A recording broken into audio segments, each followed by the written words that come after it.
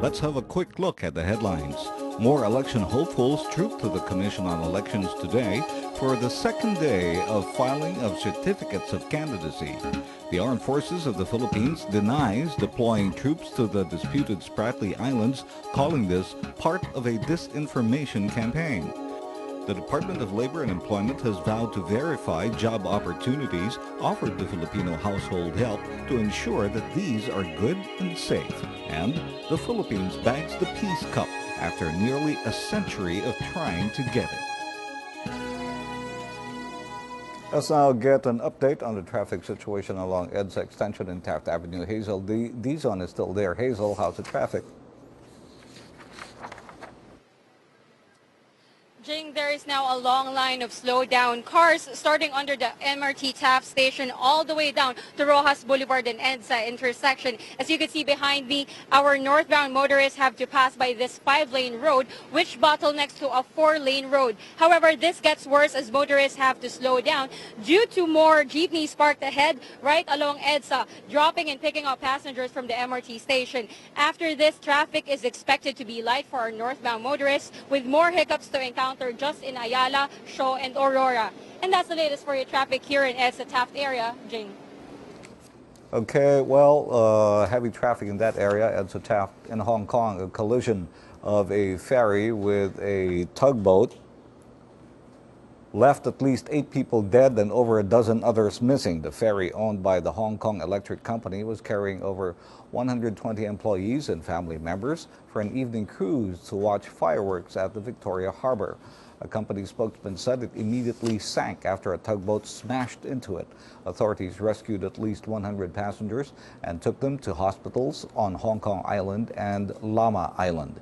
The accident occurred over a long holiday weekend in Hong Kong, which was celebrating the Mid-Autumn Festival and China's National Day. China's National Day is celebrated in its newest city, Shansha City. A flag-raising ceremony was held at Shansha City in China's southernmost Hainan province. 100 people, including city staff and troops stationed on the island region, along with border police and local fishermen, attended the ceremony. Residents of the city have witnessed the establishment of the city, and about 2 months after the city was unveiled, local authorities mapped out development plans for 4 infrastructure projects before starting a housing program as the building of the island city revs up.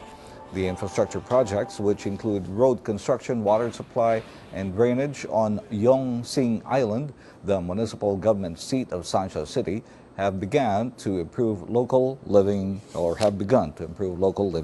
standards.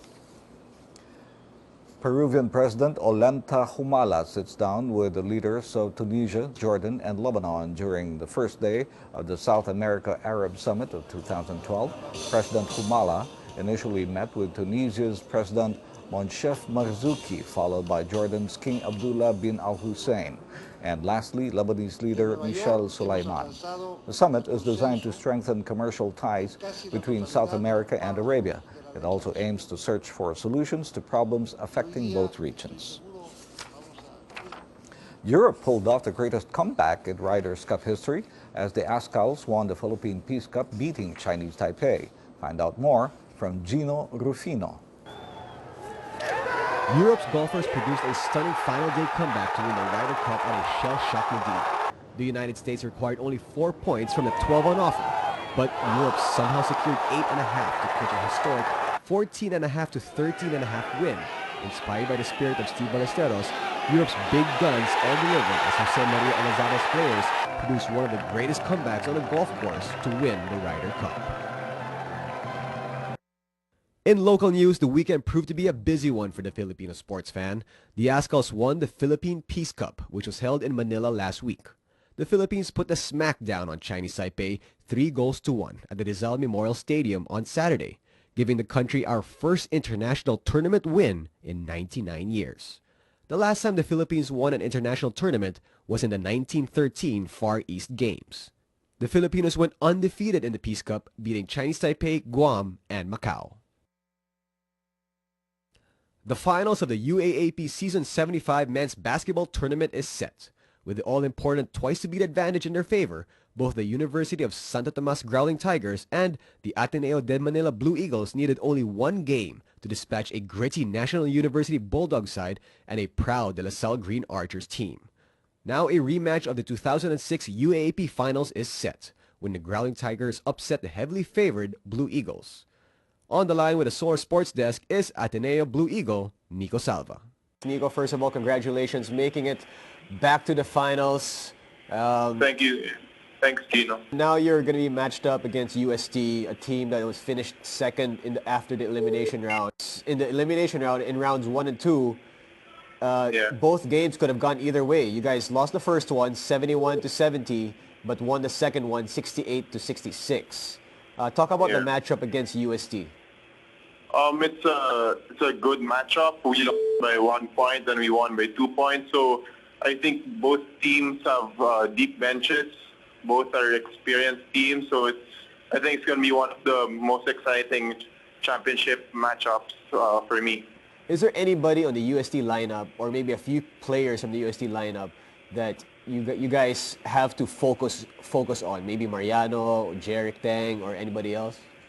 I think we have to focus on blocking out Abdul. He's the league's leading rebounder. He gets around 6 offensive rebounds per game, and that's huge for them. He gets extra possessions for his team, so I think we have to block him out and try to lessen his rebounds.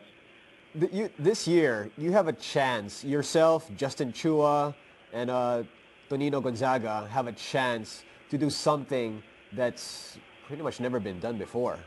And that's win 5 UAAP men's basketball titles. So especially for you, I mean, you've won a finals MVP already. You've won 4 championships. How often do you think about this 5th title? That's actually what motivates me, that motivates the 3 of us. And I think we're also doing it for Coach Norman, who's leaving this year. Yeah. And I think that that's what motivates the team also. They're dedicating us to us seniors and Coach Norman and to everyone that supports us. So I'll be, for sure, we'll be giving our best and we'll be playing with heart. Gino Rafito, Solar News. Ateneo Santo Tomas tickets are going to be available starting tomorrow, and the first game is on Saturday at Mall of Asia Arena. And we're going into a short break. We'll be back. Don't go away.